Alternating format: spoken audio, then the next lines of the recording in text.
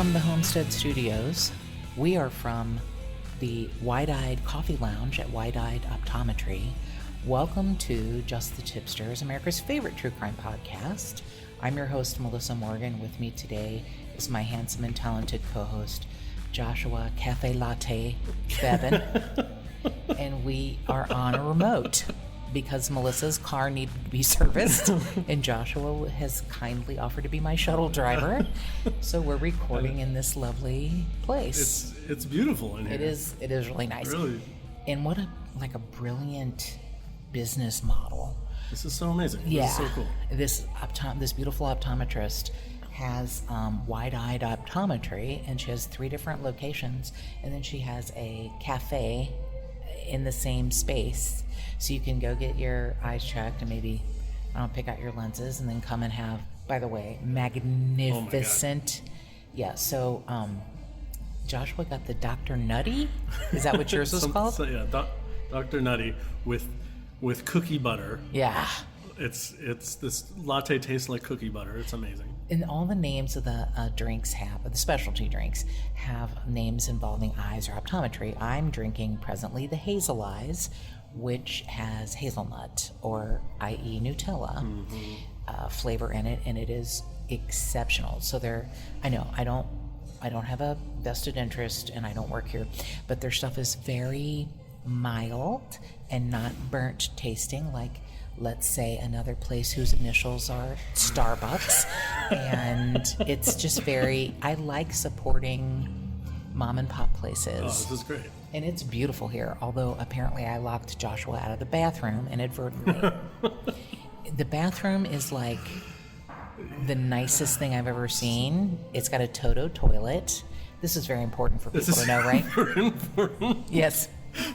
We're giving the full Yelp review. Full Yelp review. Toto toilet, 10 out of 5 stars. Yeah. I actually did do a review for this place the first time I was here, you? and I gave them 10 out of 5 stars. Nice. Because everything was so damn good. Yeah. Like, the people are kind, and yeah, so welcome to our first remote. I got this handy dandy thing that our beloved editor Matthew suggested I get, and now I hate him because Joshua and I have been fucking around with it for a while, and I ordered specific microphones to help us, do a better job, and we need adapters. And we don't have headphones, so we can't really hear ourselves. Right. And I really like hearing the sound of my own voice. You do. And that's like your favorite thing. That's really the reason I won't like to be on your podcast. That's the only reason you're here. So without this, I don't know how you haven't just gotten up and walked out. I just hear my voice regular, okay. Like coming out of my mouth all the way to my ears. No, that's Come on. crazy. That's crazy talk. So we are waiting for my car to be ready, and it's so kind of Joshua to wait with me. And this popped up, and I thought, this is what we need to talk about today. It's actually heading back to court today, and here is the thing. There's a way that you can help, and it doesn't matter where you live, because I checked to make sure it wasn't just Ventura County residents or Los Angeles County residents. It's everyone. And his parents are asking for people to become proactive, and I understand why. So this is the case of Chad O'Melia. He was 26 years old. He grew up here in Santa Clarita. He played football at our local Hart High. Beautiful kid. His parents are Irish immigrants, and he moved to Ventura County, which is not that far away at all, because he took a job as a CPA at a big firm, and he was really enjoying living the life of a single dude. He had some roommates, and he was 26, handsome, smart, ambitious, big bright future ahead of him. He's he was very focused on success, and his parents being immigrants from Ireland, he just thought, I need to make the most of what I've been offered. So today would have been Chad's 32nd birthday. Oh, jeez. And they are finally going to begin a jury trial for this case. It's kind of the strangest thing, and I know there are reasons why the Ventura County District Attorney is doing what they're doing, but I can't figure it out, and Chad's parents can't figure it out, and this is why he's asking for help. So 5 years ago, the case was filed as second-degree murder. Okay. And he now, the Ventura County District Attorney, wants to change the filing to involuntary manslaughter. Oh, downgrade it. Yep.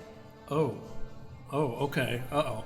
But when you hear the circumstances, I honestly don't understand any of this. I gotta be honest. So for 5 years, this poor man's family has heard continuance after continuance, like every 60 days. They've been to every pretrial hearing. It's like, if you add up 5.5 years, how many times we've had a 60-day continuance, you'll know how many times we've been, I know, waiting and waiting and waiting. So there was a press conference, and the Ventura County District Attorney filed a motion to reduce the charges of second-degree murder to involuntary manslaughter, and Chad's father, Sean, says, we were ambushed. We were completely ambushed. You're supposed to fight for the victim and his family, and I'm sitting here listening to them, and it was a group of people that were acting purely out of fear of something, maybe publicity, I don't know. But whatever it was, they had a total defeatist mentality. Wow. So just a month ago, Chad's family felt, when this is finally brought to court, this is a slam dunk. And he feels that the Ventura County District Attorney, What's that? How bad was that slip?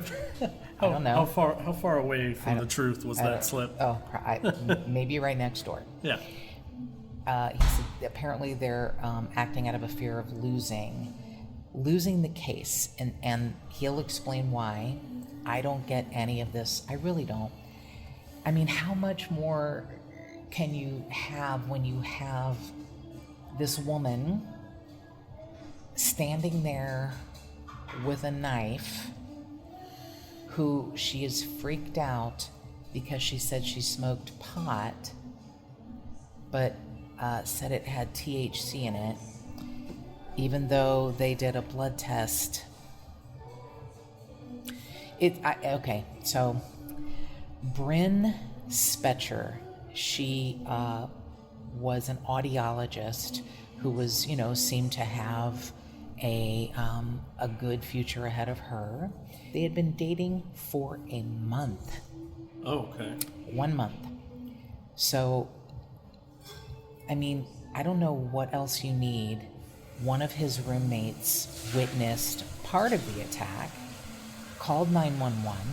There's body cam video of the sheriff's department busting in. She's standing there covered in his blood, and she has an 8-inch knife in her hand. She then begins to stab herself. Oh, fuck. So you'll see the picture of her. She's just cut up around the chin and neck. I mean, she had only, lived in Southern California, just a very short amount of time. And she's, like I said, this ambitious audiologist. And then suddenly she smokes pot, and she's like, they met when they were walking their dogs at a dog park. They began talking, and then they started a very casual dating relationship. Okay. They smoked pot together. Okay. He did not lose his shit, but she did. She tells the Ventura County Sheriff's office, the detectives, that she attacked Chad O'Melia because she experienced a marijuana-induced vision, and it turns retaliated both at him and herself because she claimed to believe that killing him was the only way to prevent her own death. Oh my God. Yeah. A sergeant... From just marijuana? Mm-hmm. Well... Like they're... Mm-hmm. Was there toxicology? Was it? Yeah, we'll get to that. Okay. Sorry. That's okay. A sergeant testified that the voices, she said, the voices told her that in order to survive, she had to fight for her life. Huh, okay. So I know I feel bad because I wonder if the name is pronounced Omelia. It's Melia. I never want to get it wrong, but I've never heard it said out loud. Yeah. So let's just call him Chad. Okay. Chad's 2 roommates were home at the time. One of the roommates called 911. He came downstairs and, he kept hearing all of this loud arguing. And then he sees Chad clutching his chest and bleeding, and Bryn is standing there holding a knife. And Chad, this is let you know who Chad was. Chad yells out to the roommate, "I need you to call the police. I've been stabbed, and get out of the condo." Oh, wow. Here he is, Oh stabbed and worried about his roommate's safety. Jeez. Yeah. Wow. Here's the other interesting part. Bryn stabbed her support dog, a husky named Arya, and the dog recovered. Here's the really interesting part. The dog has recovered from its stabbed wounds and was returned to her. Okay. How supportive do you think the dog is now? Yeah. Hey, bitch, no, the street's clear. Go on, walk out. Well, I would trip her on a walk and be like, "Oh, I'm sorry she hit her head on the concrete." well, okay. You just said support dog, and Her pot support dog, like, don't smoke pot, mommy. right. No, well, I'm wondering what kind of mental illness was already present. Well, they met at the dog park walking their dogs. I don't know that it would be like, "Oh, this is my dog," or "This is my support dog," because when I smoke pot, I think people want me to kill people. Sure. So, yeah, okay. Was it a support dog, like an actual support dog, or was it like where Listed people just, as her support? Oh, I see. they just, I'm gonna put a little vest on you. like, just, yeah, You're just my to get little, the vest. So you're my little support, Joshua. Thanks for being my support, Joshua. I'm gonna give you some treats later. So you could take me inside, Stores and stuff. Yeah, because I trust you that you won't go potty on the floor. Yeah, you're a good boy. I'm a good boy. You're a Thank good you. boy. If I had a tail, it would be wagging right now. Okay, this is the strangest thing. I don't know how she gets. I mean, I know that stabbing. Anyway,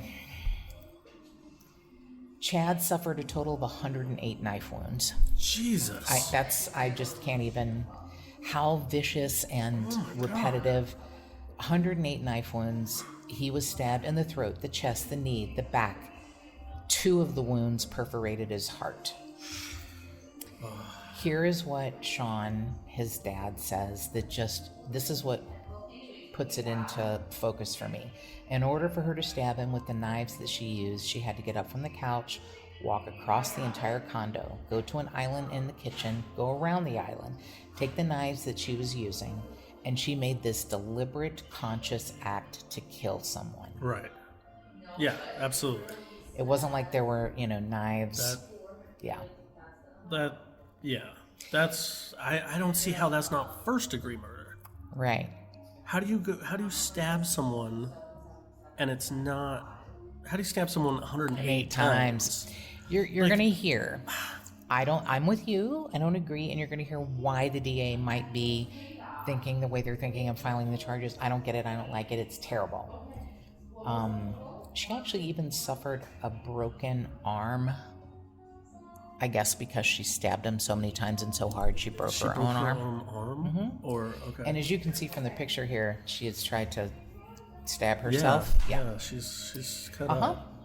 When the police came in, she started to stab herself.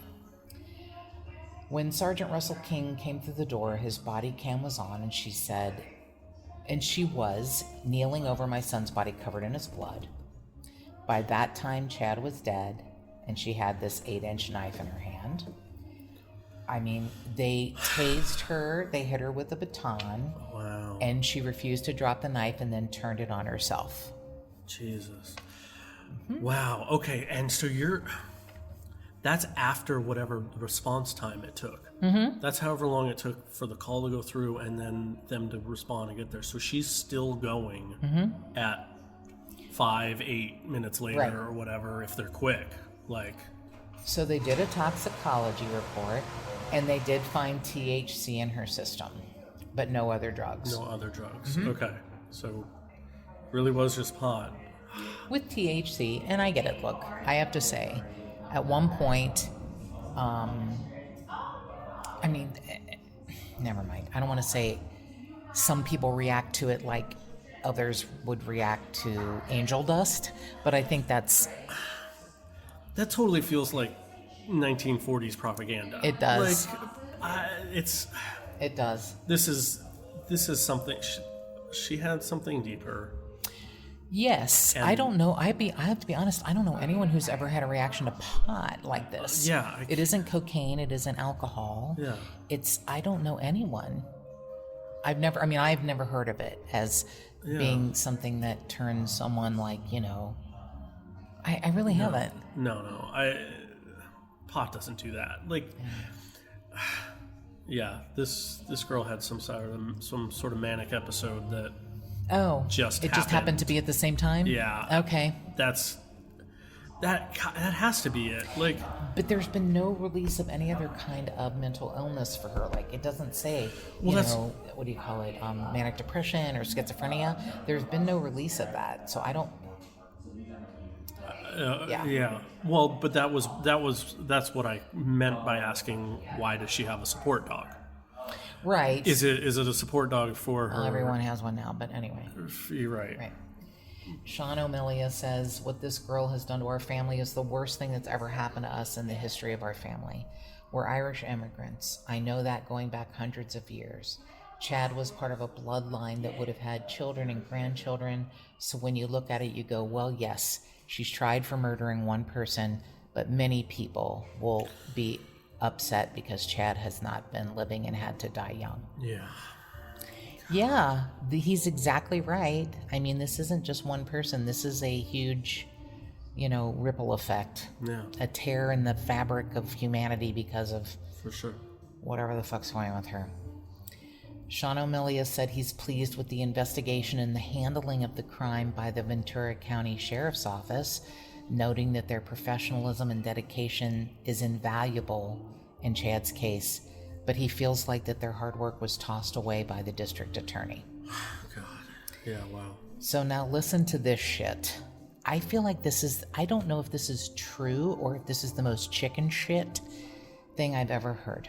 Sean O'Melia has a meeting about a month ago with the Ventura County District Attorney, who says the major reason that we are going to lower the charges against Bryn is a 2019 murder of Margaret Dahl and her 82-year-old mother, Phyllis Porter. The two women were stabbed to death in their home in Ojai, which is in Ventura County, by 29-year-old Sean Schrick. Reportedly, he was upset because he and his girlfriend broke up, showed up at their house drunk. He was having some sort of episode, and he was found guilty of only involuntary manslaughter, and his defense argued that he had been so drunk during the episode that he was technically unconscious when it occurred. Oh, jeez. Now- Okay, so the DA is looking at that and saying, "Oh, this is the best I'm going to get." Yep. Okay, okay. I don't. I'm understanding. I understand his logic. I completely disagree. But now I'm seeing his thought process at least. But But no, come on, no. okay, so here's where, as angry as I am at the LA County District Attorney, this is so terrifying that he kills two women because he was drunk and upset that his girlfriend left him. I just want you to hear this. Right. He was sentenced to 6 years and 4 months. Jesus. But thanks to 4 years that he spent in custody and the state allowing for additional credit for each day he spent, the same day he was sentenced, he was set free. Oh my gosh, time served. He got a double homicide. Time served. That, oh my God. That's craziness. So the Ventura County DA says, look, we're not even going to try for a murder conviction. No. That totally feels like you're saying, well, we usually can't do a good enough job, so I'm going to continue to not do a good enough job. I think you're exactly expressing what Sean O'Melia is feeling about his son's case. He said, I don't know what is going on, but they have a totally defeatist attitude. God. It's really sickening. Sean says, I put my faith in a group of people that I don't know. I don't know what their background is. I don't know where they went to law school, how many cases they've won. They just, start and they take a file. And I'm not comfortable with where we're at. If I had my way, I would absolutely get my own counsel and prosecute this on my own. I could not feel more for this man. Yeah, well. I don't even know. So Sean O'Melia says, look, Bryn Spetcher not only remembers killing Chad, but by her own admission said, I was the aggressor. Yeah. It's murder. No one's ever argued on the defense side that she didn't take a human life. The people of Ventura County hear the evidence and they should make the decision. And I think Sean O'Melia is right. He said they're not even giving Chad a chance, and they're not even giving our family a chance. So Bryn Spetcher is free on $510,000 bail. She only had $500,000 bail for, well, I guess it was second-degree murder at that point. At that point, now it's involuntary. Now it's, wow. Her social media accounts show pictures of her dog. She's gone sightseeing in different out-of-state locations. I do not know why she's allowed to leave the state. Yeah, that seems cheap. That totally seems like she shouldn't be allowed to leave the state. Yes. I don't know the terms of her bail. Me either. Specifically, but yeah. He said there's never been a statement from her of regret for Chad's death. They've never reached out one time through their attorneys, like even saying we're sorry for your loss. Wow. This is the heartbreaking addition. Sean says Chad's death wasn't the only tragedy for the family. His mother passed away less than a year after his death. I don't look at this as she's responsible for one death. She's responsible in my mind for two. His mother could not handle the loss of her son. It's as simple as that. Man. So here's what they're asking, and I think we can all do this, and if you would do it, I'm doing it. I know Joshua will do it. Yeah. But they're asking, and I am going to honor this. So Sean O'Melia is saying, anyone who's interested can reach out to the Ventura County leaders to share support for the O'Melia family and for Chad, as well as other murder victims that need to have their murderers serve an appropriate amount of time. Yeah. And be charged with the correct thing. With a murder. So I will put in the show notes what Sean O'Melia is asking. He's saying, I'm asking that the Ventura County leadership reach out to Eric Nasarenko, who is the district attorney, and demand that charges remain as originally filed by District Attorney Greg Totten. Those are correct. Justice for my son, Chad Brandon O'Melia, my family, and the safety of your community and the community's confidence in this leadership depends on it. So we have a phone number if you would like to call. It's 805-654-2501. We also have Eric Nasarenko's email address. It's erik.nasarenko. I'll say it again. erik.nasarenko@ventura.org. VENTURA. I will have these in the show notes too. You can also email us at jttipsters@gmail.com. You can call us at 832-TIPSTER, 832-847-7837. That's if you have a case idea or something you want us to cover. But you can also, email or call us, and I will make sure the Ventura County District Attorney gets this. But if you want to call, 805-654-2501, and again, I'll have the phone number and the email address in the show notes. And yeah, more cowbell.